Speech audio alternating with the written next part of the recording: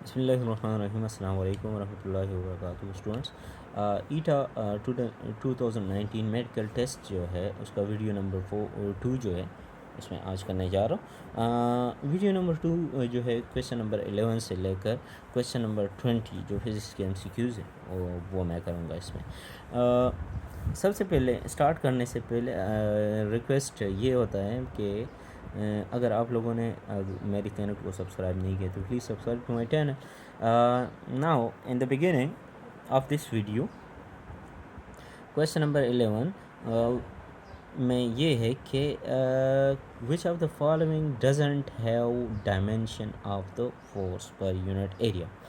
अब देखो, अगर स्ट्रेस को हम देख लें और प्रेशर को हम देख लें तो ये प्रेशर और स्ट्रेस जो है दोनों फोर्स पर यूनिट एरिया का डायमेंशन है, तो ये भी गलत है हमारे पास, ये भी गलत है। डज नॉट, यहाँ पे डज नॉट क्या होना है, ठीक है ना। यंग मॉडुलस जो होता है, यंग मॉडुलस ये हमारे पास स्ट्रेस डिवाइड बाय स्ट्रेन के बराबर होता है, ठीक है। स्ट्रेस डिवाइड बाय स्ट्रेन के बराबर होता है, तो इस केस में स्ट्रेस का जो डायमेंशन है ये फोर्स पर यूनिट एरिया के है, ठीक है। लेकिन स्ट्रेन जो होता है ये हमारे पास डायमेंशन लेस होता है, तो यंग मॉडुलस का भी हमारे पास डायमेंशन फोर्स पर यूनिट एरिया का होता है। स्ट्रेन जो होता है, स्ट्रेन ये हमारे पास change in length divide by original length, change in volume divide by original volume इसके बराबर होता है, ठीक है। तो ये भी डायमेंशन लेस क्वान्टिटी है और ये भी डायमेंशन लेस है हमारे पास, तो डायमेंशन लेस क्वान्टिटी इसमें हमारे पास सिर्फ स्ट्रेन, ठीक है। नेक्स्ट क्वेश्चन है कि in case of germanium the value of the potential barrier across the depletion region. अब देखो हमारे पास अगर जर्मेनियम का डायोड है, ठीक है, NPN है या PNP डायोड जर्मेनियम का, तो जर्मेनियम का डायोड जो हमारे पास डिप्लेशन रीजन होते हैं, जो N और P जो है, N और P, ठीक है, ये एक दूसरे के से जुदा करता है। ये वाला जो सेपरेशन होता है ये डिप्लेशन रीजन कहलाता है। इसका जो पोटेंशियल होता है, पोटेंशियल विड्थ जो है हमारे पास, पोटेंशियल बैरियर होता है, ये एक्चुअली बराबर होता है 0.34 वोल्ट के, लेकिन 4 को राउंड अप किया जाता है तो ये एक्चुअली लेता है 0.3 वोल्ट, ठीक है। तो 0.3 वोल्ट इसको याद रखने की, ये रट्टे का बेसिकली सॉर्ट ऑफ रट्टे का MCQs है, ठीक है। 0.7 जो होता है वो हमारे पास उसका होता है सिलिकॉन का, SI का, ठीक है। 0.9 वोल्ट नहीं होता, 0 वोल्ट भी नहीं होता, ठीक है। 0.3 वोल्ट जर्मेनियम का होता है और 0.7 सिलिकॉन का होता है, ये याद रखना चाहिए। अक्सर इसमें से ये दोनों में से आता है, क्योंकि हायर लेवल पे, इस लेवल पे इतने ज़्यादा डिफ़िकल्ट MCQs नहीं दे सकता। नेक्स्ट जो क्वेश्चन है वो ये है कि electron microscope use practical use of. अब देखो हमारे पास जो इलेक्ट्रॉन माइक्रोस्कोप, इसी से नाम से ज़ाहिर कि इसमें इलेक्ट्रॉन्स यूज़ करते हैं, तो इसका इलेक्ट्रॉन्स का मतलब ये है कि इलेक्ट्रॉन का पार्टिकल नेचर यूज़ करते हैं, ठीक है। इसको इलेक्ट्रॉन टनलिंग माइक्रोस्कोप भी कहते हैं, क्योंकि हमारे पास इलेक्ट्रॉन टनल करता है, इसके जो नेब होता है उसके नीडल में किसी भी सरफेस से वो टनल करके माइक्रोस्कोप के अंदर जाके फिर इसको एम्पलीफाई किया जाता है, ठीक है। सो इलेक्ट्रॉन का जो पार्टिकल नेचर है उसमें यूज़ किया जाता है, और ये प्रिंसिपल है इसका कि इलेक्ट्रॉन का पार्टिकल नेचर यूज़ करके इसको एम्पलीफाई करता है और हमारे पास एक बड़ा क्लियर इमेज देता है। Question number 14। अब देखो question number 14, a projectile is thrown in such a way that its maximum height is equal to its range, the angle of projection। अब देखो अगर 10 इनवर्स ऑफ 30 में फाइंड करता हूँ तो ये भी हमारे पास एंगल ऑफ प्रोजेक्शन जो है वो उसके बराबर नहीं थी, क्योंकि एंगल ऑफ प्रोजेक्शन जो है वो 76 पॉइंट समथिंग के बराबर हो, डिग्री के बराबर हो, तो उस केस में, या 76 डिग्री, ठीक है। अगर एंगल ऑफ प्रोजेक्शन इसके बराबर हो तो हमारे पास जो हाइट ऑफ प्रोजेक्टाइल है और रेंज ऑफ प्रोजेक्टाइल है ये दोनों आपस में बराबर होता है, ठीक है। सो ये भी हमारे पास 76 नहीं देता, ये भी नहीं देता, ये भी नहीं देता, तो हमारे पास नन जो है इसका करेक्ट आंसर है। नाउ क्वेश्चन नेक्स्ट, अब देखो a car X is travelling at half speed of car Y, ठीक है ना। हमारे पास वी एक्स जो है, अगर हमारे पास वी है, v/2 है, तो वी वाई जो है हमारे पास v हो, ठीक है। अब देखो the mass of x is twice, तो हमारे पास एम एक्स जो है वो हमारे पास 2m है, तो एम वाई क्या होगा, वो m होगा, ठीक है। अब देखो विच of the following statement is correct, ठीक है। अब देखो हमारे पास हम दोनों का काइनेटिक एनर्जी फाइंड करना है।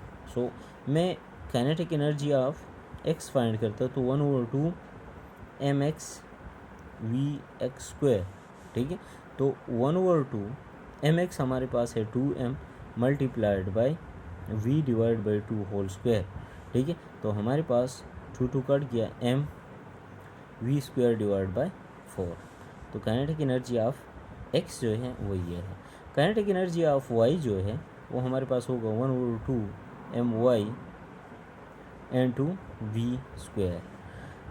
अगर हम कंपैरिजन करते हैं तो हमारे पास x का जो है उसका हाफ काइनेटिक एनर्जी, x का जो काइनेटिक एनर्जी है वो हमारे पास 1/2 टाइम कम होगा y के काइनेटिक एनर्जी के। ये हमारे पास 1/2 m/2 v², ठीक है। तो हमारे पास जो काइनेटिक एनर्जी ऑफ x है ये बराबर है 1/2 काइनेटिक एनर्जी ऑफ y के, ठीक है। तो काइनेटिक एनर्जी ऑफ y जो है ये हमारे पास half kinetic energy of y, ठीक है। सो ए नंबर पार्ट जो है that is the correct one. Now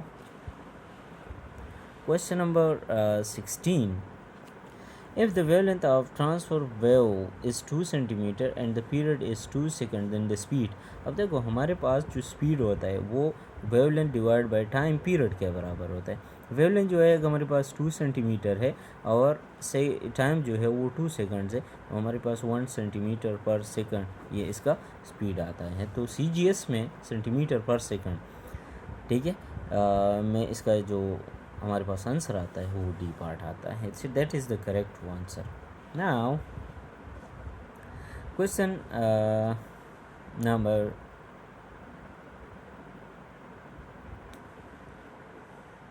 -2 on है, sorry.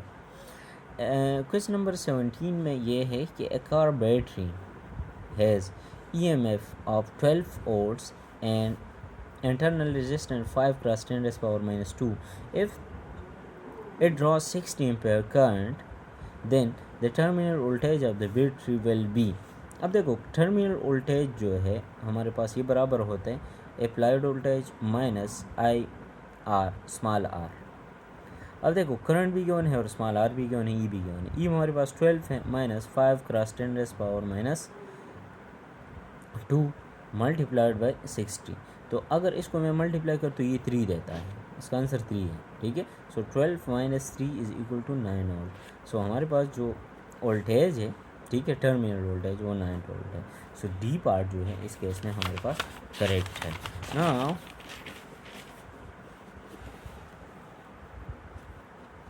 Question number 18, a cyclotron frequency of electron projected with velocity perpendicular to the magnetic field B is given by। अब देखो हमारे पास जब magnetic field apply होता है तो हमें पता है कि इस 4 पार्टिकल को एक सर्कल में घूमने पर मजबूर करता है, ठीक है, इस तरह का। अगर सर्कल का रेडियस r है, ठीक है, तो इस केस में हमारे पास जो QVB है ये बराबर होता है mv² डिवाइड बाई r, ठीक है। अब देखो सेंट्रीपिटल फोर्स या मैग्नेटिक फोर्स है वो सेंट्रीपिटल फोर्स के बराबर होता है, तो v हमारे पास v के साथ ख़त्म हो गया। तो इस केस में mv divide by r is equal to QB। अब देखो हमारे पास जो v होता है v is equal to s divide by t के बराबर होता है, और t जो है हमारे पास t ये 1 ओवर फ्रिक्वेंसी के बराबर होता है। तो इसको अगर 1 ओवर और फ्रिक्वेंसी जो होता है 1 ओवर t के बराबर होता है, तो यहाँ पे जो 1 ओवर t है वो फ्रिक्वेंसी के बराबर, और s जो है 2πr है, तो हमारे पास जो वेलोसिटी होगा वो बराबर होगा 2πr × f, ठीक है। तो यहाँ पे m 2πr F divide by R is equal to Q B. अब देखो ये आर आर ख़त्म हो गया, 2 पाई एम जो है नीचे Q B divide by 2 pi M आ जाएगा, ठीक है। So Q B divide by 2 pi M जो है हमारे पास तो करेक्ट आंसर है। Now question number 19, if A dot B is equal to 1 then the angle between A and B. अब देखो ए डॉट बी जो है वो 1/2 के बराबर है। सो ए डॉट बी हमारे पास A B cos of theta के बराबर है जो कि 1/2 है। अब देखो यहाँ पे ए और बी को मैं यूनिट वेक्टर लेता हूँ क्योंकि गिवन नहीं है, तो गिवन नहीं है तो मैं यूनिट वेक्टर ले सकता हूँ। यूनिट वेक्टर का मतलब ये कि ए का मैग्नीट्यूड बी का magnitude 1 multiplied by 1 cos of theta, ठीक है, जो कि 1/2 के बराबर होता है। So cos theta is equal to 1/2। अब देखो बहुत सारे इन्वर्स लेता हूँ तो theta is equal to cos inverse of 1/2 जो कि हमारे पास 60 के बराबर होता है, ठीक है। तो आंसर जो है हमारे पास सी पार्ट इस क्वेश्चन का, ठीक है। नाउ द नेक्स्ट क्वेश्चन, अब देखो a train is 200 metre long, 200 metre long train है, is moving with uniform velocity, V जो है हमारे पास 36 किलोमीटर पर आवर के बराबर है। अब देखो 36 किलोमीटर पर आवर जो है ये हमारे पास 10 मीटर पर सेकंड के बराबर होता है। 10 मीटर पर सेकंड आई थिंक नो इसको 36 मल्टीप्लाइड बाई 100 डिवाइडेड बाई 3600 ये ख़त्म हो गया। हाँ बिल्कुल 10 मीटर पर सेकंड, 10 मीटर पर सेकंड के बराबर। तो वेलोसिटी हमारे पास 10 मीटर पर सेकंड है और जो 1 किलोमीटर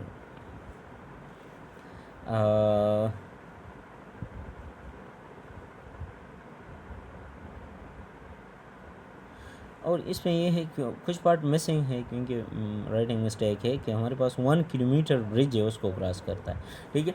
1 किलोमीटर ब्रिज है और लेंथ ऑफ द ट्रेन 200 है, तो टोटल लेंथ जो है हमारे पास 100 प्लस 1000 प्लस 200, ठीक है। तो हमारे पास 1200 मीटर जो है ये हमारे पास लेंथ हो गया। अब देखो लेंथ भी गिवन है और हमारे पास वेलोसिटी भी गिवन है। लेंथ जो कि डिस्टेंस है डी, ठीक है, वेलोसिटी 10 मीटर पर सेकंड, ठीक है। तो इस केस में टाइम रिक्वायर्ड होगा, so velocity divide by time हमारे पास डिस्टेंस के बराबर होता है, sorry distance divide by time जो है ये वेलोसिटी के बराबर होता है। So this implies that T is equal to distance divide by velocity, 1200 divide by 100। सो हमारे पास 120 आंसर है इसका, ठीक है। सो 120 सेकंड जो है ये इसका हमारे पास आंसर आ गया है। इस MCQs का जो करेक्ट आंसर है वो 120 सेकंड के बराबर है, ठीक है। सो इंशाल्लाह नेक्स्ट वीडियो में मैं क्वेश्चन नंबर 21 to 30 करूँगा और इसके साथ साथ इस तरह का ब्रीफ जो सलूशन है हर एक MCQs को मैं सॉल्व करूँगा इंशाल्लाह, और इसका सी करेक्ट आंसर जो है वो निकालूँगा और आपको मिसगाइड नहीं करूँगा क्योंकि ये बड़ा रिस्पॉन्सिबिलिटी होती है और इसमें बंदे का ज़मीर बहुत ज़्यादा मलामत हो अगर मैं किसी चीज़ को गलत करता हूँ। तो इंशाल्लाह आपको इस तरह के सही आंसर जो है नेक्स्ट वीडियोज़ में मैं कोशिश करता हूँ कि इससे पहले 2018, 19 और 2018, 17 और 16 का जो है प्रैक्टिस जो पास्ट पेपर्स भी करूँगा। तो please keep watching my channel and subscribe to my channel. Thank you very much.